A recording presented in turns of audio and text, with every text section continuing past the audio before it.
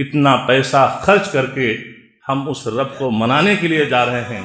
اس رب کے اس گھر کو کعبہ محترم کا طواف کرنے کے لیے جا رہے ہیں، صفا مروہ کی سعی کرنے کے لیے جا رہے ہیں، مشاعر مقدسہ منی مزدلفہ عرفات میں ہم ٹھہرنے کے لیے جا رہے ہیں،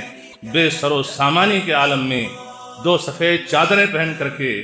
کائنات کی ساری چیز کو چھوڑ کر کے اپنے کنبے قبیلوں کو چھوڑا، خاندان کو چھوڑا، گھر کو تو چھوڑا، تجارت کو چھوڑا، بزنس کو چھوڑا، 2 سفید چادریں کفن کی شکل میں پہن کر کے ہم نکلے ہوئے ہیں، لیکن وہاں جا رہے ہیں۔ عمل کے لیے علم کی ضرورت ہے،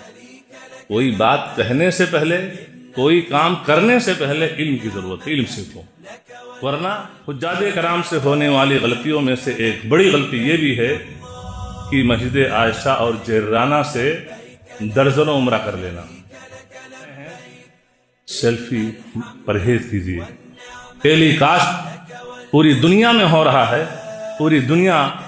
آج کے وسائل جو ہیں اس پہ دیکھ سکتا ہے کہ مقام ابراہیم کیا ہے، رکن یمانی کیا ہے، حتیم کیا ہے، جمرات کیا ہے، حتیٰ کہ خانہ کعبہ کا اندرونی حصہ بھی یوٹیوب پہ آپ جائیے، آپ کو تمام چیزیں منی مزدلفہ عرفات سب چیزیں دکھ رہی ہیں کہ آپ دکھائیں گے تبھی آپ کے گھر والے دیکھیں گے۔ تو یہ سیلفی کی جو بلا ہے اس سے پرہیز کریں، اس لیے کہ اس میں داخل ہونے سے نیتوں کے اندر ریاکاری آ جاتی ہے۔ تو آپ کتنے لوگوں کو دیکھیں گے کہ غیر مستند کتابیں، ایسی کتابیں جو بغیر صحیح احادیث کی روشنی میں ہوتی ہیں، وہ کتاب انسان لیے ہوتا ہے اور ان دعاؤں کے پڑھنے کا اہتمام کرتا ہے۔ تو یہ چیزیں آپ کو نہیں کرنی ہیں، اس لیے کہ وہ دعائیں نبی کریم صلی اللہ علیہ وسلم سے ثابت نہیں ہیں۔ لوگوں کو دیکھ کے آپ کو نہیں کرنا ہے، آپ کے سامنے کتاب اللہ سنت رسول اللہ ہو کہ آیا یہ عمل جو یہ پبلک کر رہی ہے اس کے کرنے کا ثبوت قرآن کے اندر ہے یا اس کے کرنے کا حکم نبی کریم صلی اللہ علیہ وسلم نے دیا ہے۔ اگر ان 2 مصدر میں یہ چیزیں نہیں ہیں تو دنیا کر رہی ہو لیکن آپ کو وہ عمل نہیں کرنا ہے۔ السلام علیکم ورحمۃ اللہ وبرکاتہ۔ معزز سامعین و ناظرین، حجاج کرام، دینی ملی بھائیوں، ہم سب کے لیے بڑی ہی سعادت کی بات ہے کہ اللہ تبارک تعالی ہمیں حج جیسے اہم فریضے کی ادائیگی کی توفیق عطا فرما رہا ہے، اور مستقبل قریب میں انشاءاللہ ہم سفر حج کے لیے روانہ ہونے والے ہیں۔ اللہ تعالی ہم سب کے سفر حج کو آسان فرمائے۔ امید ہے کہ آپ اپنا حج کتاب و سنت کی ان تعلیمات کی روشنی میں ادا کر سکیں گے، چونکہ ہم سب انسان ہیں۔ انسان ہونے کی بنیاد پر، بشری تقاضے کی بنیاد پر، کبھی دانستہ طور پر اور کبھی نادانستہ طور پر وہ خامیاں اور وہ غلطیاں ہو جاتی ہیں۔ تو ایسے ہی ایک انسان جو سفر حج کے لیے روانہ ہونے والا ہے، ان حجاج کرام سے بھی بہت ساری غلطیاں ہو جاتی ہیں، کتاب و سنت کی صریح مخالفت ہو جاتی ہے، اور ہم سب نے ابھی سنا ہے کہ انسان کے عبادت کے قبول ہونے کے لیے، انسان کے عمل صالح کی مقبولیت کے لیے جہاں بہت ساری شرطیں ہیں، اس میں سے ایک شرط اساسی اور بنیادی شرط یہ ہے کہ انسان کا وہ عمل نبی کریم صلی اللہ علیہ وسلم کی سنت کے مطابق ہو۔ تو جب انسان سفر حج کے لیے روانہ ہوتا ہے تو بہت ساری چیزیں ایسی ہیں جو ایک حاجی کرتا رہتا ہے، کر لیتا ہے، جبکہ وہ عمل سنت رسول صلی اللہ علیہ وسلم کے خلاف ہوتا ہے۔ اور ظاہر سی بات ہے، حج کی فضیلت میں جو معروف حدیث صحیح بخاری کی کہ الحج المبرور لیس لہ جزاء الا الجنہ، حج مبرور کا بدلہ اللہ کے یہاں صرف اور صرف جنت ہے۔ تو وہ حج مبرور کیا ہے؟ وہ حج مبرور جس حج کی ادائیگی میں انسان سے کسی معصیت کا ارتکاب نہ ہوا ہو، وہ حج کی جو حج انسان کا نبی کریم صلی اللہ علیہ وسلم کی عین سنت کے مطابق ہوا ہو، وہ حج کہ انسان کا وہ حج خوشنودی الہی کے لیے ہوا ہو، تو وہ حج حج مبرور ہے جس کا بدلہ صرف اور صرف جنت ہے۔ تو آج کے جو مجلس تربیتی حج کیمپ کی شکل میں منعقد کی گئی ہے، اسی جذبے کے ساتھ آپ کو ان غلطیوں سے متنبہ کر دیا جائے جو عام طور سے بہت سارے حجاج سے ہوتی ہیں، اور ان غلطیوں کی بنیاد پر ان کا حج مبرور نہیں ہوتا ہے۔ اس لیے بعض ان اہم غلطیوں کی طرف ہم اشارہ کرتے چلیں گے تاکہ جب آپ سفر حج پہ روانہ ہوں تو دیگر حجاج کی طرح سے آپ سے وہ غلطیاں سرزد نہ ہوں۔ سب سے پہلی غلطی یہ ہے کہ ایک انسان جو حج یا عمرہ کے لیے نکلتا ہے، کبھی ایسا بھی دیکھا جاتا ہے کہ یہ میقات جو ہے، آپ کا میقات یہ لملم ہے کہ جہاں سے انسان عمرہ حج کی نیت کرتا ہے، میقات سے انسان کو حالت احرام کی 2 سفید چادروں کو پہن کر کے ہی میقات سے اس کو مکہ مکرمہ کے لیے روانہ ہوتا ہے۔ لیکن بعض حجاج کرام کے یہاں یہ چیز دیکھنے میں آتی ہے کہ حج کے لیے گیا ہوا، عمرے کے لیے گیا ہوا ہے، اپنے عام ڈریس میں ہوتا ہے، اور جب جدہ ایئرپورٹ پہ پہنچتا ہے تو پھر وہاں وہ احرام پہن لیتا ہے۔ یہ عمل کیا ہے؟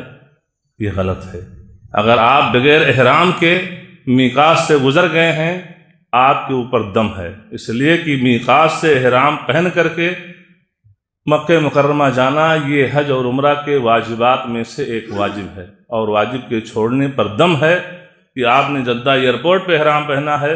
مکہ پہنچیں گے، عمرہ آپ کر لیں گے، لیکن آپ کو ایک بکری ذبح کرنی ہوگی مکہ میں، اور اس کا گوشت وہاں کے مسکینوں میں تقسیم کرنا ہوگا، جسے دم کہتے ہیں۔ دوسری چیز یہ ہے کہ احرام انسان اپنے گھر سے پہن لیتا ہے یا ایئرپورٹ پہ پہن لیتا ہے اور یہیں سے استباح کر لیتا ہے، یعنی یہیں سے انسان اپنے داہنے کندھے کو وہ کھول لیتا ہے، اور یہ عمرہ کرنے تو اس کا کندھا کھلا ہوا ہوتا ہے۔ اب ظاہر سی بات ہے کہ آپ نے ایئرپورٹ سے احرام پہنا ہے، داہنے کندھے کو آپ کھولے ہوئے ہیں، اور اس صورت میں آپ کو کئی نمازیں ایئرپورٹ پہ ہیں یا جدہ پہنچے، آپ کو کئی نمازیں دوران سفر آپ کو پڑھنی ہیں، داہنا کندھا آپ کا کھلا ہوا ہے، آپ کی وہ نماز درست نہیں ہوگی۔ نماز کے لیے ہے کہ آپ کا داہنا کندھا بھی ڈھکا ہوا ہو، تو یہاں سے آپ کو داہنا کندھا نہیں کھولنا، استباح نہیں کرنا ہے۔ یہ جب حرم میں داخل ہو جائیں گے، طواف شروع کرنے سے پہلے آپ داہنا کندھا کھولیں گے اور وہ 7 چکر میں کھلا ہوگا۔ 7 چکر طواف ہو گیا، داہنا کندھا ڈھک لیجیے۔ تیسری غلطی کہ ممنوعات احرام کو گھر ہی سے برتنا۔ انسان نے احرام پہن لیا گھر سے یا ایئرپورٹ سے، اب احرام کی حالت میں جو پابندیاں ہیں اس کو یہیں سے فالو کرنے لگتا ہے، جبکہ صحیح سلسلے میں یہ چیز ہے کہ یہ پابندیاں جب آپ میقات سے عمرہ یا حج کی نیت کر لیں گے اور وہاں سے اللہم لبیک عمرہ کہتے ہوئے تلبیہ کے کلمات پڑھنے شروع کر دیں گے تو احرام کی پابندیاں وہاں سے آپ کے اوپر لاگو ہو گئیں۔ کتنے حاجیوں کو دیکھا جاتا ہے کہ ان کی اس اجتہاد پر افسوس بھی ہوتا ہے کہ ایک سال میں جا رہا تھا، ہمارے بغل میں ایک انسان بیٹھا ہوا ہوتا ہے، احرام کی حالت میں ہوتا ہے، ایئر ہوسٹل لا کر کے کھانا لنچ لوگوں کو دے رہی ہوتی ہے، اس سے پوچھتے کہ نہیں چاہیے، بہرحال کھانا کھا لیے۔ کھانا جب میں کھانے لگا تو اس حاجی سے میں پوچھتا ہوں کہ بھئی کھانا آپ نہیں کھائے، پہنچنے میں ٹائم لگے گا وہاں پہ، تو کہا نہیں، یہ کھانا جو ہے اس میں اسمیل ہے، اور ممنوعات احرام میں سے یہ چیز ہے کہ جب انسان نے احرام پہن لیا تو خوشبودار چیزوں سے بچنا چاہیے، اس لیے ہم کھانا نہیں کھائیں گے۔ یہ چیز کیا ہے؟ یہ عین جہالت ہے، یعنی احرام پہننے کے بعد خوشبو کا استعمال اپنے احرام کی چادر پہ آپ نہیں خوشبو لگا سکتے ہیں، اپنے اور احرام کی نیت کرنے کے بعد خوشبو اپنے سر پہ یا اپنے چادر پہ نہیں لگا سکتے ہیں، لیکن یہ کھانا پانی جو ہے اس کو تو آپ کھا پی سکتے ہیں، یہ لگانے کی قبیل سے نہیں ہے۔ اور اگر یہی آپ کا اجتہاد ہے تو 3 دن آپ حالت احرام میں، یعنی 8 تاریخ کو احرام پہنو گے، 8، 9، 10، یہ 2 سے 2.5 دن انسان حالت احرام میں رہے گا، اور اگر یہی سوچ ہے تب تو کھائے بغیر مر جاؤ گے، ہے کہ نہیں؟ کہ بھئی احرام میں ہیں، ہم کچھ نہیں کھائیں گے، اس میں ہر ایک میں خوشبو ہے، تو یہ غلطی ہوتی ہے۔ تو ممنوعات احرام جو ہیں، احرام کی جو پابندیاں ہیں، جب میقات سے آپ نیت کریں گے اور وہاں سے عمرہ یا حج کی نیت کریں گے، وہاں سے پابندیاں شروع ہوں گی۔ احرام کی غلطیوں میں سے ایک حاجی جو غلطی کرتا ہے وہ یہ ہے کہ بمبئی ٹو بمبئی سیلفی تصویر، ہر جگہ سیلفی، گھر سے نکلا گاڑی میں بیٹھا ویڈیوگرافی، ایئرپورٹ پہ اترا وہاں انٹری کیا وہاں، فلائٹ میں بیٹھا وہاں، حتیٰ کہ خانہ کعبہ میں پہنچ گیا طواف کر رہا ہوتا ہے تو بھی دکھا رہا ہے، ان کو دکھا رہا ہے اپنے گھر والوں کو کہ دیکھو ویڈیو کالنگ میں طواف کر رہا ہوں۔ اور آگے گیا، ابھی رکن یمانی سے گزرا وہاں بھی رکن یمانی کو چھو رہا ہوں، دیکھو ویڈیوگرافی۔ اور آگے گیا حتیٰ کہ نماز پڑھنے کے لیے جا رہا، میں نے بخدا اپنی آنکھوں سے دیکھا کہ مقام ابراہیم کے پاس ہے، اس سے پیچھے جگہ ملتی ہے، 2 رکعت طواف نفل کی پڑھنے جا رہا ہے، وہ بھی اپنے بیٹے سے بدل رہا، بیٹے ویڈیوگرافی۔ یہ چیز کیا ہے؟ مینا مزدلفہ عرفات میں ہر جگہ کنکری مارتے، ہر جگہ بس وہی سیلفی۔ یہ چیز کیا ہے؟ آپ یہ عمل لوگوں کو دکھانے کے لیے گئے ہو کہ اپنے رب کو منوانے کے لیے گئے ہوئے ہو؟ کس لیے گئے ہوئے ہو؟ مقصد کیا ہے؟ آپ کا رب، ہمارا رب ہم سے روٹھ چکا ہے، ہماری معصیت اور نافرمانی کی بنیاد پر رب ناراض ہو چکا ہے، اتنا پیسہ خرچ کر کے ہم اس رب کو منانے کے لیے جا رہے ہیں، اس رب کے اس گھر کو کعبہ محترم کا طواف کرنے کے لیے جا رہے ہیں، صفا مروہ کی سعی کرنے کے لیے جا رہے ہیں، مشاعر مقدسہ مینا مزدلفہ عرفات میں ہم ٹھہرنے کے لیے جا رہے ہیں، بے سر و سامانی کے عالم میں 2 سفید چادریں پہن کر کے، کائنات کی ساری چیز کو چھوڑ کر کے، اپنے کنبے قبیلوں کو چھوڑا، خاندان کو چھوڑا، گھر کو تو چھوڑا، تجارت کو چھوڑا، بزنس کو چھوڑا، 2 سفید چادریں کفن کی شکل میں پہن کر کے ہم نکلے ہوئے ہیں، لیکن وہاں جا رہے ہیں رب کو منانے کے لیے نہیں، لوگوں کو دکھانے کے لیے۔ تو ہوتا کیا ہے؟ انما الاعمال بالنیات، عمل کا دار و مدار نیت پر ہوتا ہے، جیسی نیت کیا کہتے ہیں ویسی برکت۔ چلے تو گئے لیکن لوٹ بھی ویسے آئے، اور ایسے ہی حاجیوں کو انسان جب دیکھتا ہے، جب لوٹ کر کے آتا ہے، حج کا کوئی اثر اس کے اوپر نہیں ہوتا ہے، جب لوٹ کر کے آتا ہے تو حاجی کا ٹائٹل لگ گیا ہے، اب سمجھتا ہے ہمارے گناہ تو سب معاف ہو گئے، ہم چھوٹے بچے کی طرح سے، جیسے بچہ جب پیدا ہوتا ہے جیسے اس کی ماں جنتی ہے، گناہوں سے پاک و صاف ہوتا ہے، تو ہم بھی تو حج کر لیے، اب پاک صاف ہو ہی گئے ہیں، 10-20 سال اور بچا ہے، تو جیسا چاہو ویسا زندگی گزار لو۔ تو کیا ہوتا ہے؟ نہ وہ حقوق اللہ کی ادائیگی کرتا ہے، نہ حقوق العباد کی کرتا ہے، اور جدھر چاہا ادھر منمانی گزارتا ہے۔ تو لوگ کہتے بھیا وہ بھی حج کرنے گیا تھا، وہ خاتون بھی حج کرنے گئی تھی، ارے جانے سے پہلے تو نماز کا پابند تھا، لیکن آنے سے پہلے سب دھل کر کے پی لیا۔ جانے سے پہلے ذرا اتنا ظلم زیادتی لوگوں پر نہیں تھی، ساس بہو کا معاملہ اتنا نہیں تھا جتنا لوٹنے کے بعد اس کے سر پہ سوار ہو گئی۔ اور یہ تو اپنے پڑوسی کا لوٹنے کے بعد اپنے بھائی ہی کی جائیداد پر قبضہ شروع کر دیا، یہ کر دیا وہ کر دیا۔ تو بھیا ایسے حج سے، ایسا حج اس کو مبارک ہو، یہ حج کرنے سے کیا فائدہ؟ تو یہی وہ لوگ ہوتے ہیں جو ایسی مثالیں پیش کرتے ہیں۔ تو یہ ہے کہ آپ جا رہے ہیں، سیلفی پرہیز کیجیے۔ ٹیلی کاسٹ پوری دنیا میں ہو رہا ہے، پوری دنیا آج کے وسائل جو ہیں اس پہ دیکھ سکتا ہے کہ مقام ابراہیم کیا ہے، رکن یمانی کیا ہے، حتیم کیا ہے،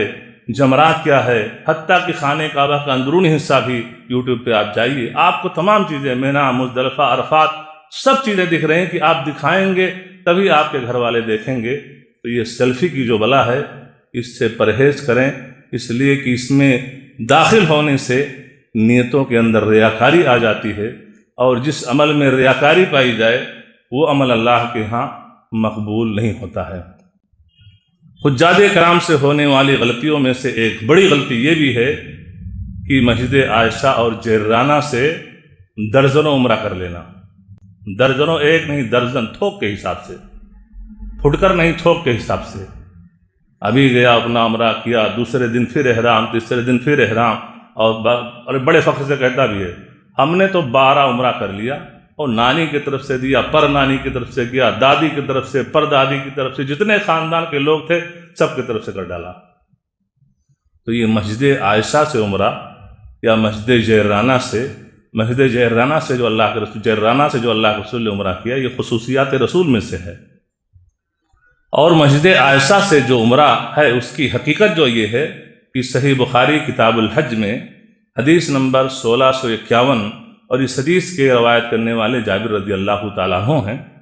فرماتے ہیں کہ جب اماں عائشہ رضی اللہ تعالیٰ عنہ حج کرنے کے لیے آئیں تو انہیں MC کا پیریڈ شروع ہو گیا۔ MC کا پیریڈ شروع ہونے کی وجہ سے طواف نہیں کر سکی، باقی حج کے جو دیگر ارکان و واجبات ہیں ان کو انہوں نے کیا۔ جب اللہ کے رسول صلی اللہ علیہ وسلم حج سے فارغ ہو گئے، اماں عائشہ رضی اللہ تعالیٰ عنہ فرماتی ہیں کہ آپ لوگ تو حج کا بھی کر کے اور عمرہ کر کے بھی لوٹ رہے ہو، حج بھی کیا عمرہ بھی کیا، لیکن میں ہوں کہ میں صرف حج کر سکی۔ یعنی کہنے کا مطلب اماں عائشہ رضی اللہ تعالیٰ عنہ کا یہ تھا کہ میں چونکہ عورت تھی، عورت ہونے کی بنیاد پر جو MC آ گیا، حیض کا پیریڈ شروع ہو گیا، تو میں یہ عمل نہیں کر سکی۔ یعنی ایک طریقے سے ان کو رنج و ملال تھا اس پر۔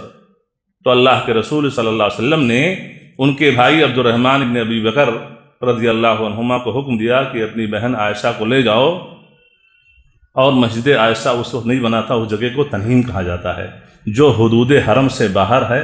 کہا لے جاؤ اور وہاں سے احرام کی نیت کر لیں اور یہ آ کر کے عمرہ کر لیں۔ تو اماں عائشہ رضی اللہ تعالیٰ عنہ نے وہاں سے عمرے کی نیت کی اور آ کر کے انہوں نے عمرہ ادا کیا۔ بعد میں ایام گزرتے گئے اور وہاں پر پوری آبادی ہو گئی اور وہاں مسجد بنا دی گئی جس کا نام مسجد عائشہ یا بعض لوگ تنعیم کے نام سے جانتے ہیں۔ تو یہ اس عورت کے بارے میں جس کی یہ کنڈیشن ہو جائے، یہ عام لوگوں کے لیے حکم نہیں ہے اور نہ ہی وہ میقات ہے کہ آپ وہاں سے ایک نہیں درجنوں عمرہ آپ کریں۔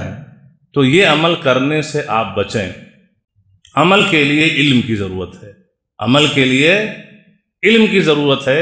اسی لیے امام بخاری رحمہ اللہ نے اپنی کتاب صحیح بخاری کے اندر ایک چیپٹر، ایک باب ہی باندھا ہے، باب العلم قبل القول والعمل۔ کوئی بات کہنے سے پہلے، کوئی کام کرنے سے پہلے علم کی ضرورت ہے، علم سیکھو، ورنہ درجنوں کر ڈالو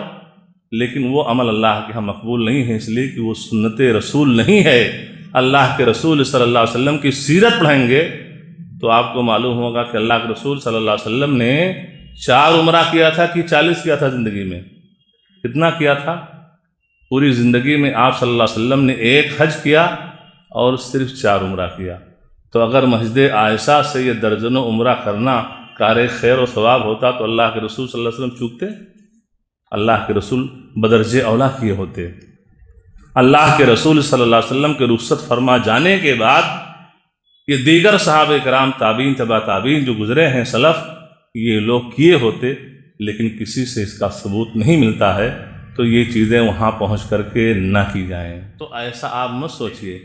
کہ پورے روم والے جا رہے ہیں اور پورے آس پاس کے سب روم خالی ہے جا رہے ہیں تو میں ہی جاؤں۔ لوگوں کو دیکھ کے آپ کو نہیں کرنا ہے۔ آپ کے سامنے کتاب اللہ، سنت رسول اللہ ہو کہ آیا یہ عمل جو پبلک کر رہی ہے اس کے کرنے کا ثبوت قرآن کے اندر ہے یا اس کے کرنے کا حکم نبی کریم صلی اللہ علیہ وسلم نے دیا ہے۔ اگر ان 2 مصدر میں یہ چیزیں نہیں ہیں تو دنیا کر رہی ہو لیکن آپ کو وہ عمل نہیں کرنا ہے۔ اسی طریقے سے احرام کے لیے خاص نماز کا اہتمام کرنا۔ انسان جب احرام باندھتا ہے تو احرام باندھنے کے بعد عام حاجیوں کا یہ تصور ہے کہ ابھی احرام کی 2 رکعت ہم نے نماز نہیں پڑھی ہے۔ خواتین کے لیے احرام کی کوئی خاص کپڑے نہیں ہیں، وہ جو نارمل لباس پہنتی ہیں وہی سلوار قمیص، وہی ان کا احرام ہے۔ بس یہ ہے کہ وہ جاذب نظر نہ ہو، چٹک پٹک اور زری کا کام اور یہ کام۔ آج دیکھیے کتنے ایسے کپڑے ہوتے ہیں کہ وہ جاذب نظر ہوتے ہیں، لوگوں کی نظروں کو اٹریکٹ کرتے ہیں، تو وہ لباس ایسا نہ ہو، نارمل ڈریس پہنے، وہی ان کا وہ ہے۔ تو جب آپ احرام مرد کی صورت میں، مرد ہیں اور احرام کی 2 سفید چادریں پہن لیے، اب اس کے لیے احرام کی کوئی خاص نماز نہیں ہے۔ ہاں یہ ہے کہ انسان اگر وضو بنا لیا ہے تو تحیۃ الوضو 2 رکعت پڑھ سکتا ہے، لیکن احرام کے لیے کوئی خاص نفل ایسی کوئی نماز کے پڑھنے کا ثبوت قرآن و حدیث سے نہیں ہے۔ اس لیے یہ عقیدہ رکھنا کہ احرام کی خاص نفل ہے تو یہ چیز سنت رسول صلی اللہ علیہ وسلم سے ثابت نہیں ہے۔ انسان جب احرام کی حالت میں حرم میں داخل ہوتا ہے اور طواف جو بتایا گیا کہ حجر اسود سے طواف شروع کرتا ہے، حجر اسود سے طواف جب شروع کرتا ہے تو حجر اسود کو چومنے کے لیے مارا ماری کی نوبت انسان کر لیتا ہے اور جان کی بازی لگا دیتا ہے اور کہتا ہے کہ چوم لوں گا چاہے جان چلی جائے۔ اور لوگ کہتے بھی ارے اگر مکہ گئے اور حجر اسود کو نہیں چوما تو سمجھ لو کہ تم نے کچھ نہیں کیا، تم سے بڑا بد نصیب کوئی نہیں ہے، کہتے بھی لوگ ہیں۔ جبکہ اس سلسلے میں اللہ کے رسول صلی اللہ علیہ وسلم کا جو عمل ہے وہ یہ ہے کہ حجر اسود کو آپ نے منہ سے چوما ہے، پہلی شکل، اور دوسری یہ ہے کہ آپ نے چھڑی لگائی اور چھڑی کو آپ نے چوم لیا، اور تیسری شکل یہ ہے کہ اس کے سامنے آپ پہنچے، حجر اسود بائیں سائیڈ میں ہے اور آپ ادھر کھڑی ہے، آپ نے داہنے ہاتھ سے اشارہ کیا، کہا بسم اللہ اللہ اکبر، اور آپ طواف شروع کر دیے۔ تو یہ تین شکلیں حجر اسود کے تعلق سے نبی کریم صلی اللہ علیہ وسلم سے ثابت ہیں۔ کیوں یہ تین شکلیں اللہ کے رسول نے کی؟ اس لیے کہ اللہ کے رسول صلی اللہ علیہ وسلم کے ساتھ 1,00,000 سے زائد صحابہ کرام نے حج کیا تھا۔ اس بھیڑ میں آپ کا یہ عمل کیوں؟ اس لیے کہ یہ بھیڑ اور یہ ازدحام، یہ کراؤڈ آنے والے سالوں میں ہماری امت کے لیے قیامت تک بڑھتے ہی جائے گا۔ تو آپ کی کیفیت ہے کہ آپ پہنچے، بھیڑ بھاڑ نہیں ہے، دوسروں کو دھکا دے کر کے جان کی بازی دینے کی نوبت نہیں، آسانی سے اگر ہے تو آپ جائیے حجر اسود کو چوم لیجیے۔ حجر اسود کو چوم نہیں سکتے ہیں، آپ کا ہاتھ وہاں آسانی سے پہنچ سکتا ہے، اور چھڑی وڑی مت لیجیے گا، لوگوں کی آنکھ پھوڑ دو گے، ہے نا، کہ مولوی صاحب چھڑی تو نہیں پہنچے تو لمبی چھڑی ہی لیتے، تو پتہ چلا کہ چھڑی کے چکر میں لوگوں کا آنکھ پھوڑ دیجیے، تو یہ چھڑی مت لیجیے گا، یہ آپشن نہیں ہے۔ آپ قریب میں ہو، اگر ہاتھ آپ کا پہنچا تو ہاتھ ہی لگا کر کے اس ہاتھ کو چوم لیجیے۔ اور یہ دونوں شکلیں عام طور سے ممکن نہیں ہیں، یہ دونوں شکلیں ممکن نہیں ہوتی ہیں۔ تو تیسری شکل کیا ہے؟ اس کے سامنے آپ پہنچے، بائیں سائیڈ میں حجر اسود ہے، یہاں کیجیے بسم اللہ اللہ اکبر اور آپ طواف شروع کیجیے۔ تو یہ تین آپشن ہیں، یہاں جان کی بازی لگا دینا اور حجر اسود چوم کر کے آنا، یہ عمل باعث ثواب نہیں ہوگا، باعث گناہ ہو سکتا ہے۔ اس لیے اور مجھے حیرت ہوتی ہے کہ اس بھیڑ میں نے اپنی آنکھوں سے دیکھا ہے کہ آدمی اس حجر اسود کے بوسہ کے لیے سے لگتا ہے کہ لڑائی کر لینا، ڈھکیل دینا، دھکا دے دینا، پہنچ جانا، اور ہوتا ہے بسا اوقات کہ احرام نیچے کھل جاتا ہے اور وہ ننگے ہو جاتا ہے۔ ہماری یہ بہنیں ہیں، اللہ تعالیٰ ان کو بھی ہدایت دے، اس لیے کہ جو حج کر کے آتی ہیں وہ کہتی بہنی میں گئی تھی اور میں تو کتنی بار، ایک نہیں کئی بار میں حجر اسود کو چومی، لیکن وہ یہ نہیں بتاتی ہے کہ مرنے سے میں کتنی بار بچی اور اس کے چومنے میں ہماری حالت کیا ہوئی۔ یعنی ان بہنوں کا دوپٹہ ادھر جا رہا ہے، بیگ ادھر جا رہا ہے، اور یہ ہے کہ اوپر کا جو سطر ہونا چاہے دوپٹہ نہیں ہے تو سامنے کا حصہ کھل گیا، چہرے کی حالت بگڑ گئی، بال اکھڑ گئے، یہ ہو گئے، اور لیکن یہ ہے کہ چوم کر کے آ رہی ہے۔ تو میں اپنی بہنوں سے کہنا چاہوں گا کہ ایسی حرکتیں مت کرنا، ایسی حرکتیں مت کرنا۔ آپ دور سے اشارہ کر کے جاؤ، آپ کا حج صحیح ہے۔ حجر اسود کا چومنا صرف سنت ہے، موقع ہے آسانی سے چوم لو، نہیں ہے تو اشارہ کرتے ہوئے کر لو، آپ کا حج صحیح ہے۔ نہ یہ حج کا رکن ہے، نہ یہ حج کا واجب ہے کہ حجر اسود کو چوما جائے، تو یہ غلطی نہ کی جائے۔ اسی طریقے سے طواف جب انسان کرتا ہے، صفا مروہ کی سعی کرتا ہے، تو آپ جب وہاں پہنچیں گے تو آپ کتنے لوگوں کو دیکھیں گے کہ غیر مستند کتابیں، ایسی کتابیں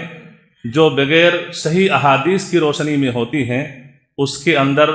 7 چکر کی الگ الگ دعائیں ہوتی ہیں۔ صفا مروہ کی سعی کرتا ہے، اس کی ہر چکر کی الگ الگ دعائیں رہتی ہیں۔ وہ کتاب انسان لیے ہوتا ہے اور ان دعاؤں کے پڑھنے کا اہتمام کرتا ہے۔ تو یہ چیزیں آپ کو نہیں کرنی ہیں، اس لیے کہ وہ دعائیں نبی کریم صلی اللہ علیہ وسلم سے ثابت نہیں ہیں۔ صرف خانہ کعبہ کا طواف کرتے ہوئے یہ کونا، یہ حجر اسود ہے،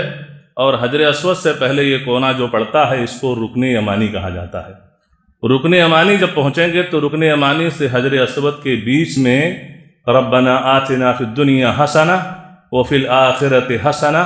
وقنا عذاب النار، یہ دعا رکن یمانی اور حجر اسود کے بیچ میں پڑھنی ہے۔ اللہ کا فضل خاص دیکھیے کہ حج اتنی عظیم عبادت ہے، لیکن دعائیں اللہ کے رسول صلی اللہ علیہ وسلم نے بڑی مختصر رکھی ہیں کہ اس بھیڑ میں آپ شارٹ کٹ میں دعائیں پڑھتے چلے جائیے اور یہ دعا ہر آدمی آسانی سے یاد کر سکتا ہے۔ تو صرف یہ ربنا آتنا، یہ رکن یمانی اور حجر اسود کے بیچ میں پڑھنا ہے بس۔ باقی آپ حجر اسود سے آپ شروع کر رہے ہیں، حجر اسود سے شروع کرتے ہوئے یہ حتیم آیا، اور حجر اسود کے بعد میں یہ کونا جو ہے یہ رکن عراقی ہے، یہ کونا رکن عراقی ہے، یہ رکن شامی ہے، اور یہ رکن یمانی ہے۔ رکن عراقی کا مطلب یہ ہے کہ یہ کونا یہ عراق کے سائیڈ میں ہے، رکن شامی کا مطلب یہ کونا یہ شام کے سائیڈ میں ہے، رکن یمانی کا مطلب یہ کونا یمن کی سائیڈ میں ہے۔ یہ 3 کونے ہیں۔ اب حجر اسود سے آپ طواف شروع کر رہے ہیں، آپ رکن یمانی تک پہنچ گئے، اس بیچ میں کوئی خاص دعا نہیں ہے۔ آپ ذکر و اذکار کیجئے، تلاوت قرآن کیجئے اپنی زبان میں، یا نبی کریم صلی اللہ علیہ وسلم سے ثابت شدہ جو عام دعائیں ہیں اس کے پڑھنے کا اہتمام کیجئے، کوئی خاص دعا نہیں ہے۔ ایسے صفا مروہ کی صحیح کرتے ہوئے صفا پہاڑی پر شیخ نے جو دعائیں بتائی ہیں کہ 3 بار پڑھی جائے، وہی صفا پہ پڑھیں، وہی مروہ پہ اس طریقے سے 7 چکر میں پڑھیں، لیکن صفا سے مروہ جاتے ہوئے، مروہ سے صفا آتے ہوئے اس بیچ میں کوئی خاص دعا نبی کریم صلی اللہ علیہ وسلم سے ثابت نہیں ہے۔ خواتین جو ساتھ میں سفر حج کے لیے جاتی ہیں، خواتین سے بھی 2 اہم اور بڑی غلطیاں ہوتی ہیں، تو میں اس حوالے سے خواتین سے عرض کرنا چاہوں گا کہ ہماری باتیں غور سے سنیں اور یہ چیزیں نہ کریں۔ سب سے پہلی غلطی خواتین سے ہوتی ہے کہ سفر حج پر روانہ ہونے سے پہلے ہاتھ اور پیر میں مہندی لگاتی ہیں۔ جیسے دلہن ہوتی ہے، جب دلہن کی رخصتی کا وقت ہوتا ہے تو 1-2 دن پہلے وہ مہندی لگانے والی بیوٹی پارلروں سے وہ خاص آتی ہیں میک اپ کرنے کے لیے، تو سیم وہی کنڈیشن ہوتی ہے کہ ہاتھ میں مہندی اور یہ ہے کہ نقاشی کے ساتھ میں اور پیر میں یہ چلن ہے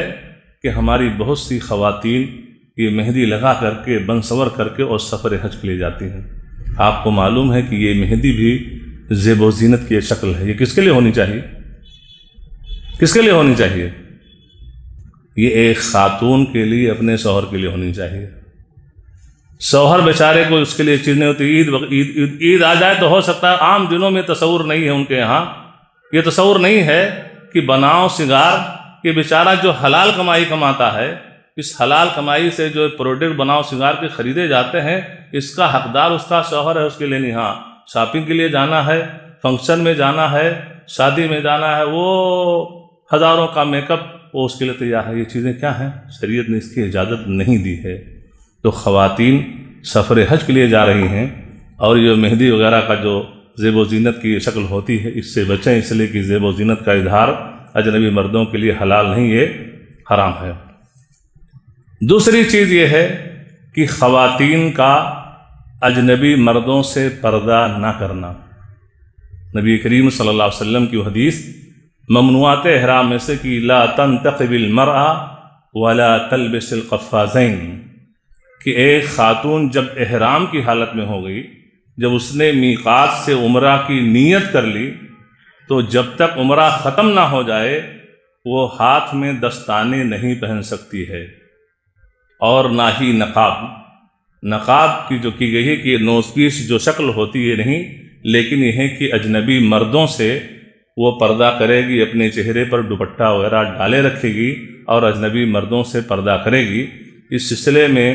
اسماء بنت ابی بکر رضی اللہ تعالیٰ عنہما فرماتی ہیں کہ کننا نغطی وجوہنا من الرجال، کہ ہم اپنے چہرے کو مردوں سے ڈھکے رہتے تھے۔ تو یہ ہے کہ یہ صحیح حدیث ہے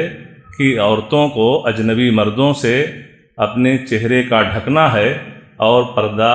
یہ واجب ہے، اور وہ پردے کی شکل ہے کہ دوپٹہ وغیرہ اپنے چہرے پر ڈالی رکھیں۔ تیسری غلطی جو خواتین سے ہوتی ہے کہ اللہ تعالیٰ ہماری بعض خواتین کو ہدایت دے، سب ایسے نہیں ہوتی ہیں، لیکن کچھ ایسا دیکھنے میں آیا کہ جب ریسٹورنٹ میں وہ کھانے کے لیے آتی ہیں تو اپنے ہم عمر بچوں سے یا اپنے ہم عمر لوگوں سے وہ ہنسی مذاق بھی چلتا ہے۔ ہنسی مذاق کی حد تک یہ معاملہ وہاں میں نے اپنی ان آنکھوں سے دیکھا۔ تو یہ پکنک کے لیے نہیں گئی ہوئی ہیں، یہ پکنک نہیں ہے، یہ سفر حج سفر عبادت ہے۔ اور اگر یہ ہنسی مذاق کسی حد تک جائز ہے تو آپ کے شوہر کے لیے، لیکن وہ آدمی جو آپ کے ساتھ قافلے میں ہے، وہ جوان جو آپ کے ساتھ قافلے میں ہے، ہو سکتا ہے کہ شیئرنگ کا روم ہو تو وہ آپ کے روم میں ہو، وہ اجنبی انسان ہے، اس سے ہنسی مذاق کرنا یہ قطعاً درست نہیں، یہ حرام ہے۔ اس لیے ان چیزوں کی گنجائش نہیں ہے۔ اسی طریقے سے ایک غلطی جو بعض خواتین سے ہوتی ہے کہ احرام کے ممنوعات میں سے ایک چیز یہ بھی ہے کہ لا ينكح المحرم ولا ينكح۔ صحیح مسلم کی حدیث ہے کہ ایک انسان جو حالت احرام میں ہے، حالت احرام میں رہتے ہوئے نہ تو خود وہ نکاح کر سکتا ہے، اپنا نکاح کر سکتا ہے، اور نہ کسی دوسرے کا نکاح کروا سکتا ہے، نہ تو اپنے نکاح کے لیے پیغام دے سکتا ہے کہ آپ کی بچی ہے، آپ کی بہن ہے، میں نوجوان انسان ہوں اور میں آپ کی بہن سے رشتہ کرنا چاہتا ہوں، اور نہ ہی اپنے بھائی بہن کے لیے کہہ سکتا ہے کہ میری ایک بیٹی ہے اور ابھی بات چیت ہوئی ہے کہ آپ کے 4 بچے ہیں، ایسا ہے ویسا ہے، تو میری ایک چھوٹی بہن ہے، چاہتا ہوں کہ اس سے رشتہ اپنے آپ کے بیٹے کا آپ کر دیجئے جو ہے۔ تو یہ چیزیں احرام کی حالت میں درست نہیں ہیں۔ لیکن جو ہماری خواتین خاص طور سے بیٹھتی ہیں اور ان کو وقت زیادہ ملتا ہے مینا میں اور عرفات میں، مینا میں تو 2-3 رات رہنا رہتا ہے خیمے میں، اور سب ایک جگہ رہتی ہیں، مردوں کا الگ ہے، بیچ میں پردہ ہے، ادھر عورتیں ہیں۔ اب وہ عورتیں جب مل گئیں تو ان کا خاموش رہنا ممکن نہیں، محال ہے۔ ٹھیک ہے خاموش نہ رہو، ذکر و اذکار کرو، تلاوت قرآن کرو، توبہ استغفار کرو، اچھی چیز ہے، یہ مقدس جگہیں ہیں، اس میں خاموش مت ہو ان چیزوں میں۔ لیکن لہو لعب غیبت چغل خوری یہ وہ کرتے کراتے، کتنی بہن کتنی بیٹے ہیں، کتنی بیٹیاں ہیں کیا نہیں ہے، آخر میں یہ نکاح کا پیغام بھی دینے کی نوبت آ جاتی ہے، اور ٹھیک ہوتا ہے، سودا ڈن ہو گیا، اب آئیے جب گھر پہنچتے ہیں مہمانوں سے فارغ ہو جائیں ملنے ملانے سے تو آپ ہمارے ہاں آ جائیے، اور جو رسم ہوتی ہے وہ پوری کر لیتے ہیں۔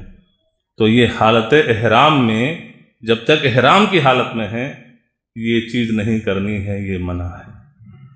احرام کھل گیا، اس کے بعد 10-20 دن آپ رہ رہے ہیں، احرام کھلنے کے بعد میں آپ نکاح کا پیغام دے سکتے ہیں اور یہ چیزیں ہو سکتی ہیں، لیکن حالت احرام میں یہ چیزیں منع ہیں۔ اسی طریقے سے حاجیوں سے ہونے والی ایک غلطی یہ بھی ہے کہ ہمارے وہ بھائی جو اسموکر ہوتے ہیں، جن کو بغیر یہ حرام کاری کی چین و سکون نہیں رہتا ہے، یا جو تمباکو نوش ہوتے ہیں، یا جو پکار اور آکسی اور کیا کیا چیزیں فالتو چیزیں کھاتے پیتے رہتے ہیں، یہاں سے جب جاتے ہیں تو پورا خوراک لے کر کے جاتے ہیں، پورا خوراک، ایسے پکار ہے، گٹکا ہے، آکسی ہے، سب چیزیں اس کا اسٹاک لے کر کے جاتا ہے کہ 20 پڑیا کھاتے ہیں تو 30 دن رہنا ہے، تو کتنا ہو گیا 600، تو انتظام کر کے لے کے جاتا ہے۔ یہ حرام کاریاں ہیں بھائی، حرام ہو رہی ہے سب چیزیں، یہ چیزیں نارمل حالت میں بھی آپ کے لیے حرام ہیں، اور آپ احرام کی حالت میں ہو، کہتے ہیں چوری اور سینہ زوری، احرام کی حالت میں، اور کہاں پہ ہو، مینا میں ہو، مزدلفہ میں ہو، عرفات کے میدان میں ہو، جہاں لوگوں کو پڑی ہوئی ہے اپنے گناہوں کی مغفرت کی، وہ عرفہ کا میدان کہ اللہ تعالیٰ جب اس جم غفیر کو دیکھتا ہے، اپنے بندے اور بندیوں کی اس تعداد کو دیکھتا ہے کہ جتنے لوگ ہیں، امیر ہوں، غریب ہوں، حاکم ہوں، محکوم ہوں، خوبصورت ہوں، بدصورت ہوں، کالے ہوں، گورے ہوں، سب کے سب کو بڑی ہوئی ہے کہ ہر آدمی اپنے ہاتھ کو اٹھائے ہوئے ہے، اللہ سے رو رہا ہے، گڑ گڑا رہا ہے، اپنے گناہوں کی مغفرت کا طلبگار ہے۔ اللہ تعالیٰ جب یہ منظر دیکھتا ہے، اللہ تعالیٰ کی رحمت جلال کو آ جاتی ہے، اور اللہ تعالیٰ یتباہا بہم الملائکہ، صحیح مسلم کی روایت کہ اللہ تعالیٰ یہ جم غفیر دیکھ کر کے، اور فرشتے جو معزز مخلوق ہیں اللہ تعالیٰ ان میں فخر کرتا ہے، اللہ تبارک تعالیٰ یہ دیکھو میرے بندوں کا، یہ بندے عاجزی کے ساتھ، انکساری کے ساتھ، توبہ استغفار کرتے ہوئے، روتے ہوئے، گڑاتے ہوئے، اپنے گناہوں پر نادم ہوتے ہوئے، آنسوئے ندامت بہاتے ہوئے میری رحمتوں کے طلبگار ہیں، یہ ہاتھ اٹھائے ہیں۔ ما ارادہ ہؤلاء، اللہ تعالیٰ پوچھتے ہیں یہ کیا چاہتے ہیں؟ بعض روایتیں جس میں اللہ تعالیٰ فرماتا اشہدوا قد غفرت لہم، جاؤ گواہ رہو میں نے انہیں پروان مغفرت دے دی ہے، میں ان کے گناہوں کو معاف کر رہا ہوں۔ اس گھڑی میں بھی یہ پینے والے اسموکر پی رہے ہوتے ہیں، گٹکا پکار کھانے والے وہ پڑیا ڈال رہے ہیں اور چل رہا ہے۔ یہ چیزیں کیا ہیں؟ جہاں آپ کو ان جگہوں پر نیکیاں زیادہ ملتی ہیں، وہیں پر آپ کو گناہ بھی زیادہ ملے گا۔ اس لیے یہ حرام کاری سے بچنا چاہیے، اور اگر کوئی ایسی پلاننگ ہو تو پلاننگ یہیں رکھ دو اور اس عزم کے ساتھ جاؤ کہ اللہ تعالیٰ جا رہا ہوں، احرام پہن لیا ہوں، تیرے کہنے پر میں نے برانڈڈ کپڑوں کو اتار دیا ہے، تیرے کہنے پر میں اپنے ملک کو چھوڑ رہا ہوں، تیرے کہنے پر اپنے کنبے قبیلوں کو چھوڑ رہا ہوں، تیرے حکم پر میں اپنی تجارت اور بزنس اور کاروبار کو چھوڑ رہا ہوں، تو اے پروردگار عالم تیرے حکم پر یہ سگریٹ ہے، یہ تمباکو ہے، یہ بھی اسی ایئرپورٹ کی اسی ڈسٹ بین میں ڈال کے جا رہا ہوں، اس کو بھی دوبارہ ہاتھ نہیں لگاؤں گا۔ اس عزم اور اس حوصلے کے ساتھ ایک حاجی کو سفر کرنا چاہیے تاکہ اس کا حج مبرور ہو۔ جب انسان میدان عرفات میں پہنچتا ہے، وہاں ایک اہم غلطی جو حاجیوں سے ہوتی ہے، وہ اہم غلطی یہ ہے کہ آپ کا ٹینٹ جبل جو یہ ہے رحمت ہے، کہ جہاں پر اللہ کے رسول صلی اللہ علیہ وسلم، جہاں مسجد نمرہ ہے وہ وادی تھی، وہاں پر اللہ کے رسول صلی اللہ علیہ وسلم نے خطبہ دیا، اور ظہر عصر کی نماز دونوں کو آپ نے جمع تقدیم، یعنی ظہر ہی کے وقت میں عصر کی نماز دو رکعت کر کے پڑھی۔ پھر آپ وہاں سے گئے اور جبل رحمت کے پاس گئے، وہاں پاس میں کھڑے ہو کر کے آپ نے لمبی دعا کی، وہ جبل رحمت ہے۔ آپ کا ٹینٹ جبل رحمت سے 2 کلومیٹر کی دوری پر ہے، اور یہ شاہراہ اور یہ راستے جو ہیں سب پبلک سے بھرے ہوئے ہیں۔ آدمی کی نادانی اور جہالت ہوتی ہے کہ اپنے ایئر کنڈیشن اور اچھے ٹینٹ کو چھوڑ کر کے ہم جائیں گے اور وہیں پہ جا کر کے دعا مانگیں گے، اور ہوتا یہ ہے کہ اپنا تو کسی حد تک صحت مند ہے کہ بیچاری ہماری جو خواتین ہیں، کسی کو ڈائبٹیز ہے، کسی کو شوگر ہے، کوئی اور پرابلم ہے، چلنا مشکل، اس کو گھسیٹ کرے چلنا، نہیں چل پاتی، وہاں چلیں گے۔ اب یہاں سے ٹینٹ سے وہاں جبل رحمت جانے آنے میں، اس دھوپ میں اور یہ جور میں حج پڑ رہا ہے، اللہ تعالیٰ آسانی فرمائے ہم سب کے لیے۔ گرمی گھسیٹ کے لے کے جا رہا ہوتا ہے، پتہ چلا ابھی بیچ ہی میں تھے، بے ہوش ہو گئے، کچھ اور معاملہ ہو گیا، اور اس دھوپ میں کیا دعا کیا عبادت، لیکن جہالت ہے، لوگ جا رہے ہیں میں بھی جاؤں گا۔ تو یہ ہے کہ ایسی حرکتیں نہ کریں۔ جہاں آپ کو ٹینٹ ملا ہوا ہے وہیں آپ رہ کر کے اللہ سے توبہ استغفار گیری اوزاری دعائیں وہاں کریں، چاہے جائے کہ آپ وہاں جائیں۔ ہاں یہ ہے کہ آپ کا ٹینٹ اگر کہیں آس پاس میں ہے 100-200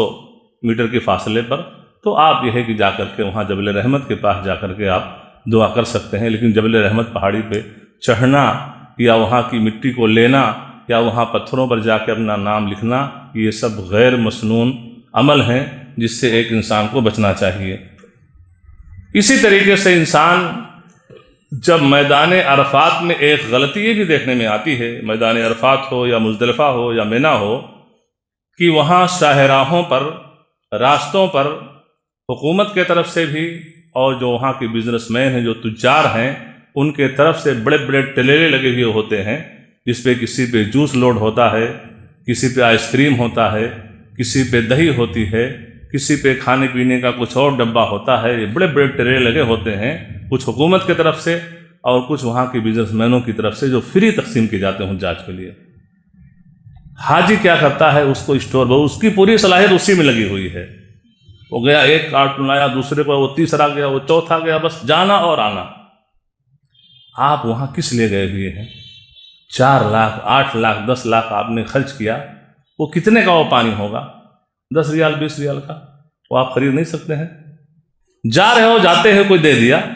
لینے میں کوئی حرج نہیں، لیکن اس کے لیے پوری انرجی صرف کر دو اور یہ قیمتی وقت ضائع کر دو، یہ آپ کے لیے درست ہے؟ جب انسان مزدلفہ پہنچ جاتا ہے، عرفات سے مزدلفہ جاتا ہے، تو اگر آپ کو میٹرو کی سروس نہیں ملی ہے، آپ کو حج کی سروس ملی ہوئی ہے کہ بس کی، کہ یہ بس آپ کو میدان عرفات سے مزدلفہ لے جائے گی، تو بسا اوقات ٹرافک اتنی زیادہ ہو جاتی ہے کہ بس کی اسپیڈ یہ چیوٹی کی چال ہو جاتی ہے۔ آدمی بیٹھے بیٹھے کنٹال جاتا ہے، تھک جاتا ہے، اور کہتا ہے بھائی یہ مزدلفہ کب 12 بجے کی 1 بجے کی 2 بجے رات میں پہنچائے گی، چلو پیدل ہی نکل چلتے ہیں۔ صحت مند ہے، تندرست ہے، کوئی مشکل نہیں، جا کے پہنچ سکتا ہے۔ اب جب یہاں سے پیدل چلنا شروع کرتا ہے تو ہوتا یہ ہے کہ آپ چاہے عرفات دیکھیں یا مزدلفہ دیکھیں یا منی دیکھیں، یہ جو مشاعر مقدسہ ہیں یہاں پہ بورڈ لگے ہوئے ہیں۔ عرفات میں آئیں گے، انٹری کریں گے تو یلو کلر کا بورڈ لگا ہوا ہے کہ عرفات اسٹارٹ ہیئر، عرفات کا میدان یہاں سے شروع ہو رہا ہے۔ اب آپ کو دیکھنا ہے کہ اس بورڈ کے اندر آپ کو کہیں قیام کرنا ہے۔ لاسٹ میں جائیں گے، دیکھیں گے عرفات ان ہیئر کہ عرفات کا میدان ختم ہو رہا ہے، آپ کو اس کے باہر نہیں رہنا ہے۔ ایسے جب عرفات سے آپ مزدلفہ جائیں گے تو مزدلفہ شروع ہونے سے پہلے جب شروع ہوگا تو وہاں ایک بیگنی کلر کا بورڈ ہوگا جو قریب اس کا کلر ہلکا ہو گیا ہے، ڈسکلر ہو گیا، اس پہ لکھا ہوتا ہے مزدلفہ اسٹارٹ ہیئر کہ مزدلفہ کا میدان یہاں سے شروع ہو رہا ہے۔ لیکن ابھی پبلک جو پیدل آ رہی ہوتی ہے عرفات سے، وہ بورڈ شروع ہونے سے کلومیٹر 2 کلومیٹر پہلے ہی چٹائی بچھا کر کے اور مغرب عشاء کی نماز پڑھ کے کچھ کھا پی کر کے سو رہے ہوتے ہیں۔ اب یہ بندہ بھی جو پیچھے آ رہا ہوتا ہے وہ بھی دیکھتا ہے کہ لوگ سو رہے ہیں، وہ بھی چٹائی بچھایا، نماز پڑھا، سو گیا۔ اب صبح کو جب اٹھتا ہے تو چلا کہ ابھی 2 کلومیٹر جب چلا ہے تو وہ مزدلفہ کا بورڈ آ رہا ہے۔ اور آپ کو معلوم ہے کہ واجبات حج میں سے ایک واجب یہ ہے کہ قربانی کی رات، یوم النحر کی رات، یعنی جب آپ عرفہ سے سورج ڈوبنے کے بعد نکلیں گے تو 10 تاریخ شروع ہو جاتا ہے۔ 10 تاریخ کی رات تمام حجاج کرام کو مزدلفہ کے میدان میں کھلے آسمان کے نیچے آپ کو گزارنا ہے، وہاں کوئی ٹینٹ، کوئی خیمہ نہیں ہے۔ اب آپ تو 2 کلومیٹر پہلے تھے تو آپ گویا کہ مزدلفہ کے باہر آپ نے رات گزاری ہے، اس لیے ایک واجب چھوٹ گیا، اس پر آپ کو دم دینا پڑے گا۔ تو اگر یہ سچویشن ہو کہ آپ بس سے اتر جائیں، پیدل جا رہے ہیں، تو آپ حاجیوں کو دیکھ کر کے اپنی چٹائی بچھا کر کے آرام کرنے کی کوشش نہ کریں، چلتے رہیے جب تک کہ وہ بورڈ نہ آ جائے جس پہ لکھا ہوا ہے کہ مزدلفہ اسٹارٹ ہیئر۔ جب وہ بورڈ آ جائے اس کے اندر آپ جائیے، میدان میں جہاں کہیں جگہ ملے آپ اپنی چٹائی بچھا لیجیے، اور پہلے آپ یہ ہے کہ مغرب اور عشاء کی نماز پڑھیے، 3 رکعت مغرب اقامت کہہ کر کے اور دوسری اقامت کہہ کے عشاء کی 2 رکعت نماز پڑھیں اور سو جائیں۔ سونا وہاں ضروری ہے، اس لیے کہ آپ کو اپنے بدن کو آرام پہنچانا بھی ضروری ہے، اس لیے کہ عرفات میں آپ جاگ رہے تھے، تھکے ہیں، اور 10 تاریخ کی صبح جو یوم النحر کی ہو رہی ہے اس میں آپ کو حج کے بہت سارے کام کرنے ہیں، اس لیے وہاں آپ کو آرام کی ضرورت ہے۔ بعض لوگوں کے ہاں غلطی پائی جاتی ہے، اور اس تعلق سے کہ مزدلفہ میں جو رات گزارنا ہے وہ رات نوافل وغیرہ کا اہتمام کرتے ہوئے رات جاگ کر کے سب بیداری کر کے گزاری جائے، اس لیے کہ اس کا ثواب لال پیلی غیر مستند کتابوں میں بہت ہی زیادہ لکھا ہوا ہوتا ہے، تو لوگ وہ پوری رات مزدلفہ کی رات میں سب بیداری کر کے گزارتے ہیں، تو یہ عمل خلاف سنت ہے۔ لوگوں کو دیکھ کے آپ کو نہیں چلنا ہے، آپ کو نبی کریم صلی اللہ علیہ وسلم کی سیرت پڑھ کر کے اور آپ کے عمل کو دیکھ کر کے آپ کو چلنا ہے، لوگوں کو دیکھ کے آپ کو نہیں چلنا ہے، تو اس کی بھی آپ رعایت کریں۔ مزدلفہ جب آپ پہنچتے ہیں تو مزدلفہ میں حکومت کے طرف سے کنکریاں گرائی ہوئی رہتی ہیں، تو کنکریاں آپ کہیں سے بھی لے سکتے ہیں، مزدلفہ سے، منی سے، عرفات سے، کہیں سے بھی وہ کنکریاں آپ چن سکتے ہیں۔ وہ کنکریاں جب انسان چنتا ہے تو کتنے حاجیوں کو دیکھا جاتا ہے کہ ان کنکریوں کو لوگ دھلتے ہیں۔ کیوں دھلتے ہیں؟ کہتے ہیں بھئی کنکری پتہ نہیں کہاں پڑی تھی، اس پہ جانور آئے ہوں گے، پیشاب کر دیے ہوں گے، پاخانہ کر دیے، اس لیے اس کنکری کو دھلنا ہے۔ اللہ کے رسول صلی اللہ علیہ وسلم اس چیز کو نہیں سمجھنے والے تھے۔ اللہ کے رسول صلی اللہ علیہ وسلم نے بھی کنکریاں تو ان کی چنی تھیں، کہیں سے صحابہ کرام نے بھی تو چنی تھیں، تو کیا اللہ کے رسول صلی اللہ علیہ وسلم کے ذہن میں بات نہیں آئی کہ اس پر کسی جانور نے پیشاب کیا ہوگا، پاخانہ کیا ہوگا؟ تو جب اللہ کے رسول صلی اللہ علیہ وسلم نے ان کنکریوں کو چننے کے بعد نہیں دھلا ہے تو آپ کون ہوتے ہیں دھلنے والے؟ دھلنا چاہیے کہ نہیں دھلنا چاہیے؟ نہیں دھلنا چاہیے۔ اگر دھلتے ہو تو شیطان کے ایک طرح سے رسپیکٹ ہو رہی ہے کہ نہیں ہو رہی ہے؟ دھل کر کے بڑے اطمینان سے اس کو لے جا رہے ہو، اور یہاں پر یہ جمرات شیطان کی تحقیر مقصود ہے، وہاں شیطان موجود نہیں، لیکن کنکریاں جو ماری جاتی ہیں تحقیر مقصود ہے، اور ایک سنت ہے جو قیامت ایک واجب ہے جو قیامت تک جاری رہے گی۔ تو کنکریوں کو دھلنا بھی یہ مسنون عمل نہیں بلکہ یہ خلاف سنت ہے، جس سے انسان کو بچنا چاہیے۔ جب انسان مینا پہنچتا ہے رمی جمرات کرتے ہوئے، ایک صریح غلطی بعض حاجیوں سے ہوتی ہے کہ کنکری مارنے کے لیے جاتے ہیں تو پتہ چلا 2-4 لوگ گئے، اب کنکری مارنے جا رہے ہیں تو کنکری مارنے کا مصنون طریقہ بھی شیخ نے کیا بتایا ہے کہ آپ 10 ذی الحجہ کو یوم النحر کو قربانی کے دن آپ جمر عقبہ یعنی وہ جمرہ، وہ شیطان جو مکہ سے سب سے قریب میں، اس کو مارنا ہے۔ آپ میرے ٹینٹ سے جائیں گے تو جمر صغرا پہلے چھوٹا شیطان پڑے گا، اس کے بعد اور آگے جائیں گے جمر وسطیٰ درمیان کا جمرہ پڑے گا، ان دونوں کو چھوڑ کر کے اور آگے جائیں گے تو جمرۃ العقبہ ہے، یہ جس کو آپ اپنی زبان میں بڑا شیطان کہتے ہیں، اور یہ خانہ کعبہ سے قریب میں ہے۔ آپ کھڑے ہوں گے خانہ کعبہ بائیں سائڈ میں اور آپ کنکری ماریں گے، 7 کنکریاں ماریں گے، اور 7 کنکریاں 7 بار اللہ اکبر اللہ اکبر اللہ اکبر۔ 4-5 ساتھی تھے، سب ایسا مارنے، ایک ساتھی ہے اس نے 7 لیا، 7 پھینکا، چلتا اپنا وہاں جا کے کھڑا ہے۔ اب یہ جو بیچارے ہیں 7 کنکریاں 7 بار مانگنے، جب تک آئے ارے یار تم لوگ کیسے مارتے ہو، کتنے دیر سے میں آ کے کھڑا ہوں بھیڑ میں، جان جا رہی ہو، تم وہاں کھڑے ہو کر کیا کر رہے تھے؟ ارے بھائی کنکری مارے، میں نے بھی تو کنکری ماری ہے، کیسے مارے؟ ارے کیسے مارنا، اٹھایا 7 پھینک کے چلا۔ تو یہ عمل خلاف سنت ہے، اس کو دوبارہ کنکری مارنی ہے،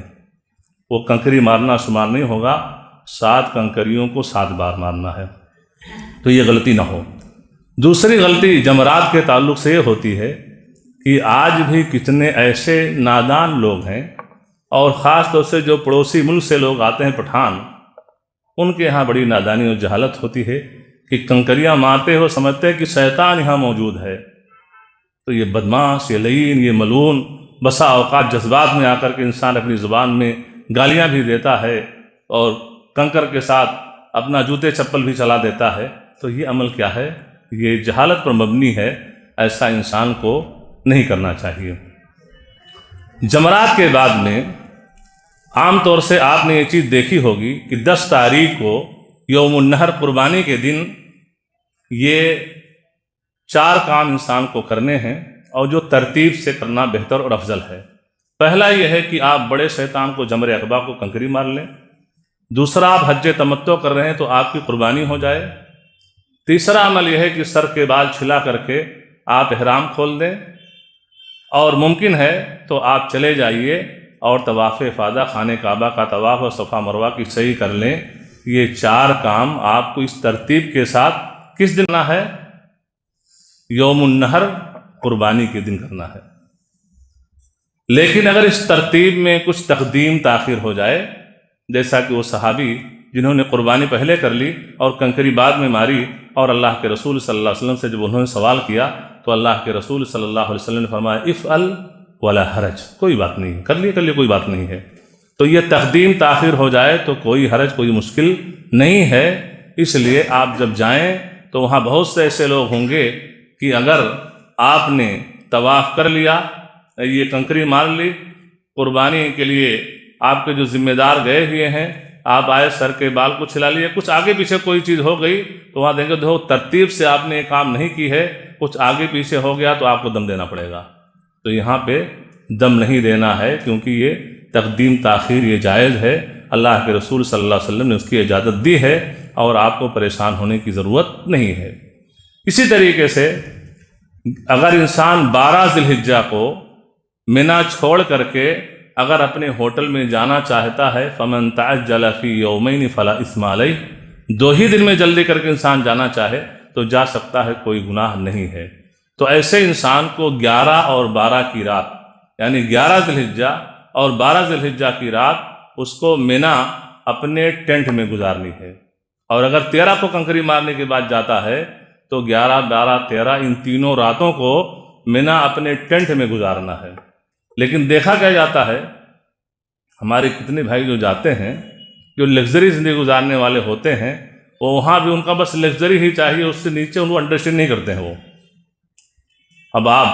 بتایا جاتا ہے کہ آپ جا رہے ہو مینا، آپ جا رہے ہیں تو ایک جوڑی کپڑے آپ ہینڈ بیگ میں رکھ لیجئے، 10 تاریخ کو جو آپ کنکری مار لیں گے قربانی ہو جائے گی، آپ آئیے اپنے ٹینٹ میں اور غسل کر کے احرام کھول دیجئے، اپنا کپڑا پہن لیجئے۔ اب جب وہاں پہنچتا، ارے یہ ٹوائلٹ جنرل ٹوائلٹ ہے، اور اس میں کیسے غسل کریں گے، اس میں کیا کریں گے، اس میں کیا کریں گے، اب کیا کریں گے اپنے 5 اسٹار 4 اسٹار ہوٹل میں بس وہیں جائیں گے۔ ٹھیک ہے بھائی، چلے گئے، جا سکتے ہو، کنکری مارنے کے بعد جا سکتے ہو۔ گیا، طواف افاضہ کیا، طواف کیا، سعی کیا، تھکا مادہ انسان، اور جا کر کے سو جاتا ہے۔ یہ کون سی رات ہے؟ یہ 11 کی رات۔ اب جا کے سو گیا، سونے کے بعد اطمینان سے اٹھا، کچھ کوئی قربانی کا گوشت پہنچانے والا ہے پہنچا دیا، بنا کھا کر کے، بریانی بنی یا ہوٹل سے لے دے کر کے، کھا پی کر کے آرام سے شکم سیر ہو کر کے، اور جھومتے جھامتے اپنا کوئی ٹیکسی ملی نہیں ملی، پیدل چلتے کیسے کر کے، اب مینا جب ٹینٹ میں پہنچتا ہے تو ابھی فجر کی نماز کی تیاریاں ہو رہی ہیں۔ فجر کی نماز مثال کے طور پر 4 بجے اذان ہے تو 3 بجے جھومتے جھامتے صاحب پہنچے، اور کہا موڈ ایک دم فریش ہو گیا، الحمدللہ تھکاوٹ دور ہو گئی۔ یہ رات جناب آپ کو مینا ٹینٹ میں گزارنی تھی، اور یہ رات آپ کہاں گزارے ہیں؟ مینا اپنے ہوٹل میں، مکہ اپنے ہوٹل میں گزارے ہوئے ہیں۔ 1 آدھ گھنٹہ یہ مینا کی حد میں ہو جائیں، یہ رات گزارنا نہیں ہوتا ہے۔ ایسی صورت میں کیا ہوگا کہ آپ کے اوپر دم واجب ہو جائے گا۔ تو اس کا آپ خیال رکھیں کہ آپ طواف افاضہ کے لیے گئے ہوئے ہیں، طواف صحیح کر لیں، جائیے ہوٹل میں اپنے کپڑے وغیرہ چینج کر لیجئے، نہا دھو لیجئے، تھوڑا فریش ہو جائیے 1 آدھ گھنٹہ، اور وہاں سے آپ مینا اپنے ٹینٹ میں آ جائیے، تاکہ رات کا اکثر حصہ آپ کے ٹینٹ میں گزر جائے، جو حج کے واجبات میں سے ایک واجب ہے، تو اس کی رعایت ضروری ہے۔ اب اس کے بعد میں ایک غلطی یہ بھی ہوتی ہے کہ انسان مکہ میں رہتے ہوئے وہاں جو تاریخی مقامات ہیں ان کی زیارت کے لیے جاتا ہے، جیسے غار ثور ہے، غار حرا ہے۔ آپ جائیے، نیچے سے کھڑے ہو کر کے آپ اس تاریخی جگہ کو دیکھ لیجئے کہ وہ غار ثور ہے۔ اللہ کے رسول صلی اللہ علیہ وسلم نے ہجرت کے وقت یہاں 3 دن پناہ لی تھی۔ یہ غار حرا ہے کہ جہاں پر آپ کو منصب رسالت سے نوازا گیا، آپ کے اوپر وحی نازل ہوئی، اور یہیں سے نبوت کا آغاز ہوتا ہے۔ یہ چیزیں ہم پہلے علماء کے بیانات میں سنتے تھے، سیرت کی کتابوں میں پڑھتے، لیکن آئے ہیں ان چیزوں کو ہم نے اپنی آنکھوں سے دیکھ لیا ہے، اور اس میں جو اس سیرت میں جو عبرت اور نصیحت ہے اس کو حاصل کرنے کی ہم کوشش کریں، یہ ہے۔ لیکن آدمی جاتا ہے تو صفا اس پہ جا کے غار ثور پہ بھی چڑھنے کی کوشش کرتا ہے، وہاں جا کر کے اس گفا کے اندر جا کر کے وہاں 2 رکعت نماز پڑھنا، وہاں کے پتھروں پہ اپنا نام لکھنا، وہاں کی مٹی کو اٹھانا، پتھر کو اٹھانا، غار حرا پہ چڑھنا 2-2.5 گھنٹہ چڑھنے میں لگ جاتا ہے، وہاں جانا، وہاں نماز پڑھنا، وہاں کی پتھر اور مٹی کو برکت کے لیے اٹھانا، یہ تمام چیزیں کیا ہیں؟ یہ سنت نہیں ہے، وقت کا ضیاع ہے۔ اس لیے ان پہاڑیوں پر چڑھنا اور وہاں جا کے نماز کا اہتمام کرنا، وہاں اپنا نام لکھنا، وہاں کی مٹی یا پتھر کو اٹھانا، یہ سب چیزیں غیر مسنون عمل ہیں، اس لیے اپنا وقت وہاں ضائع مت کیجیے۔ بلکہ وہ وقت جو 2.5 گھنٹہ آپ غار حرا چڑھنے پہ لگا رہے ہیں، 2.5 گھنٹے میں اگر آپ طواف کریں فرسٹ فلور سے، تو آپ تقریباً 5 طواف کر سکتے ہیں، یعنی گراؤنڈ فلور سے، اور اگر فرسٹ فلور پہ ہیں تو 1 سے 1.25 گھنٹے میں 1 طواف، یعنی 2 طواف تو آپ آرام سے کر ہی سکتے ہیں۔ قرآن کریم بیٹھ کے حرم میں پڑھنا چاہیں، بہت سلو اسپیڈ سے پڑھیں گے تو آدھے گھنٹے میں قرآن 1 پارہ پڑھ سکتے ہیں، 2.5 گھنٹے میں آپ 5 پارہ قرآن پڑھ سکتے ہیں، کتنی نیکیاں آپ کو مل جائیں گی۔ تو یہ عمل کرنے کے ہیں، لیکن وہ عمل جو خلاف سنت ہے اس کے کرنے سے بچیں اور پرہیز کریں۔ ایسے ہی ایک کوتاہی اور ایک غلطی جو حجاج کرام سے ہوتی ہے وہ یہ کہ 10 تاریخ کو جب کنکری مار دیتے ہیں بڑے شیطان کو، جمر عقبہ کو، قربانی ہو جاتی ہے، سر کے بال حلق یا قصر کرنے کے بعد احرام کھول دیتا ہے، اپنے عام ڈریس میں ہو جاتا ہے، تو سمجھتا ہے کہ بس اب حج تو ختم ہو گیا، اب حج ختم ہو گیا، اب محفلیں جمع کر کے اسموکنگ چل رہا ہے، تمباکو چل رہا ہے، غیبت و چغل خوری کی محفلیں چل رہی ہیں، سیاسی محفلیں ہیں، کوئی پی ایم بنا رہا ہے، کوئی سی ایم بنا رہا ہے، سب کہاں ہے؟ یہ مزدلفہ اور مینا ٹینٹ میں بیٹھے ہوئے ہیں۔ انہیں اس مقام کی اہمیت کا پتہ نہیں ہے۔ تو یہ چیزیں نہیں ہونی چاہیے کہ حج مکمل نہیں ہوا ہے، اور حج مکمل بھی ہو جائے تو کیا آپ کے لیے چیزیں جائز ہوں گی؟ غیبت جائز ہو گئی، سگریٹ نوشی جائز ہو گئی، تمباکو کھانا جائز ہو گیا؟ تو یہ چیزیں نہیں ہونی چاہیے جو عام طور سے حجاج کرام، اور ہوتا یہ ہے کہ انسان اپنے ہوٹلوں میں نمازیں چھوڑ کے سویا رہتا ہے، ابھی حرم میں ہے اس لیے کہ حج تو ہو گیا، حج ہو گیا تو نماز بس ختم ہو گئی، نہیں پڑھنا ہے، تو یہ چیزیں نہیں ہونی چاہیے۔ اسی طریقے سے حاجیوں سے جو غلطی ہوتی ہے وہ غلطی ایک یہ ہے کہ شاپنگ اور مارکیٹنگ میں زیادہ وقت صرف کر دینا، حتیٰ کہ یہاں تک بھی دیکھنے میں آیا کہ انسان مکہ سے جدہ چلا جاتا ہے، اور جدہ میں اگر کوئی رہنے والے ہیں، کوئی قریب 2-3 دن 4 دن وہیں رہتا ہے، اور ساحل سمندر پہ جا رہا ہے، یہاں پارک میں، وہاں اور یہاں، اور بہت انجوائے تو بہت کیا الحمدللہ۔ ارے انجوائے کرنے کے لیے آئے ہو، شاپنگ کرنے کے لیے آئے ہو، ضرورت بھر کی چیزیں ہر جگہ ملتی ہیں، یہ وقت اور یہ گھڑی اور یہ لمحات آپ کو دوبارہ ملیں کہ نہ ملیں۔ آپ حرم میں نماز پڑھ رہے ہو،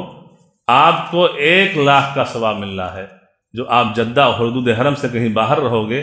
وہاں پہ 1 نماز کا ثواب ملے گا، لیکن یہاں پر 1 لاکھ نماز کا ثواب مل رہا ہے۔ تو اس کا اہتمام کرنا چاہیے اور شاپنگ میں اپنے وقت کو زیادہ ضائع نہیں کرنا چاہیے۔ ایک غلطی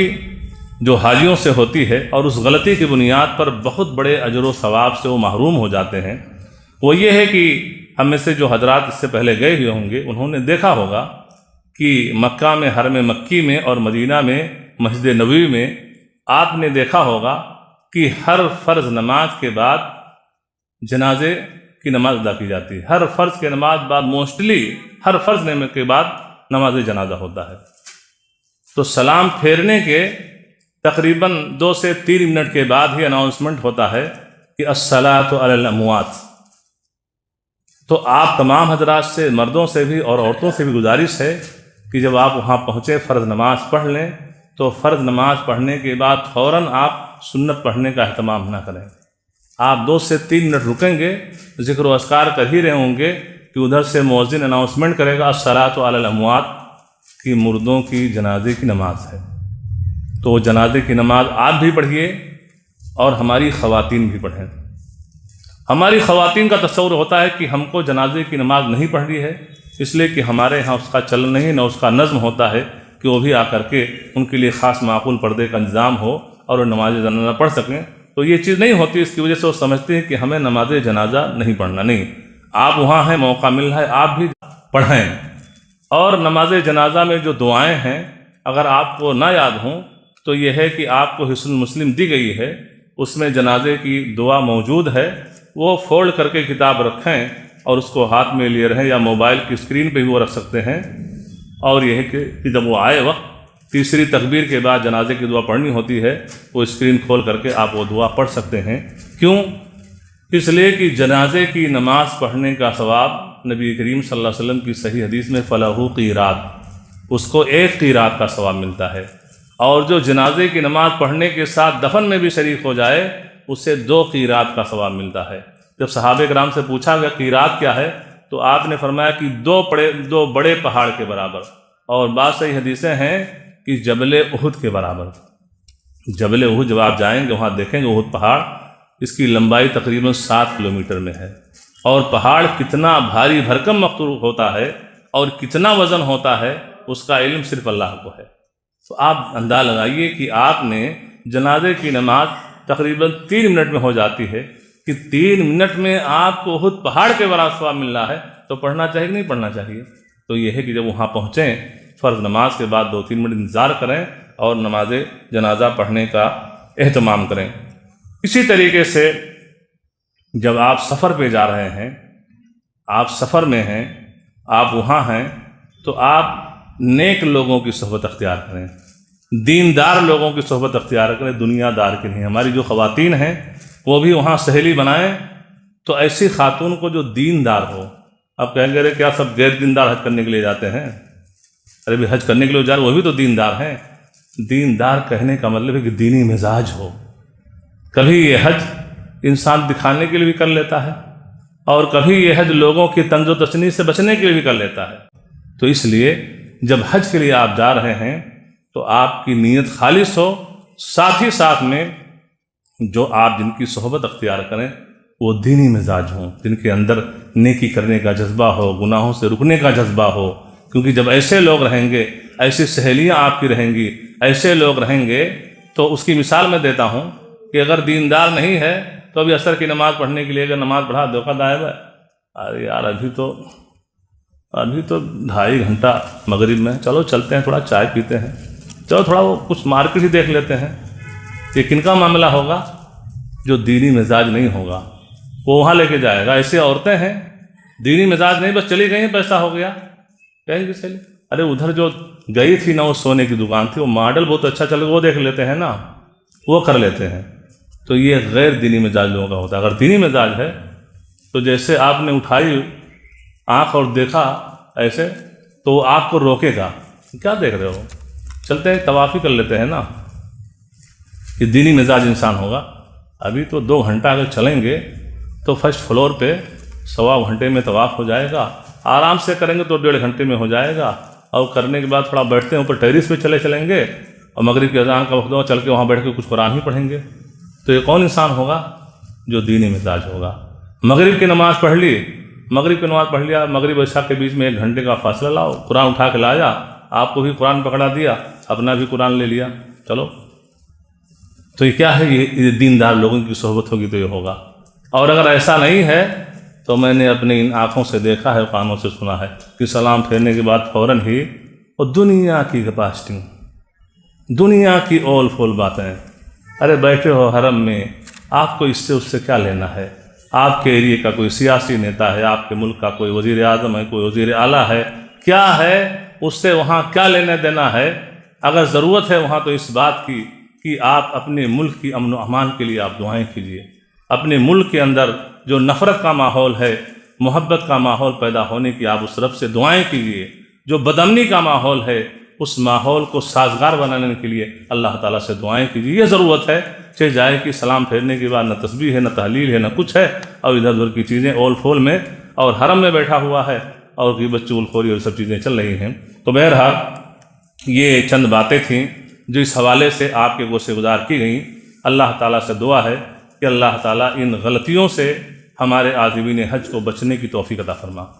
وصلی اللہ علی نبینا محمد وعلی آلہ وصحبہ وسلم۔ ایک سوال ایک بھائی کا بہت ہی پیارا سوال ہے، بہت ہی اہم سوال ہے، اور اس سوال کا تعلق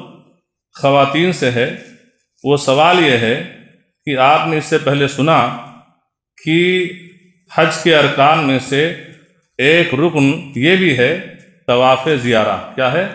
طواف زیارہ، یعنی 10 تاریخ کو قربانی کے دن انسان جائے طواف زیارہ کر لے، اور یہ جائز اور افضل ہے، اور اگر اس کے بعد میں تو ایام تشریق یا اس کے بعد میں بھی وہ طواف زیارہ کر سکتا ہے۔ لیکن بسا اوقات یہ ہوتا ہے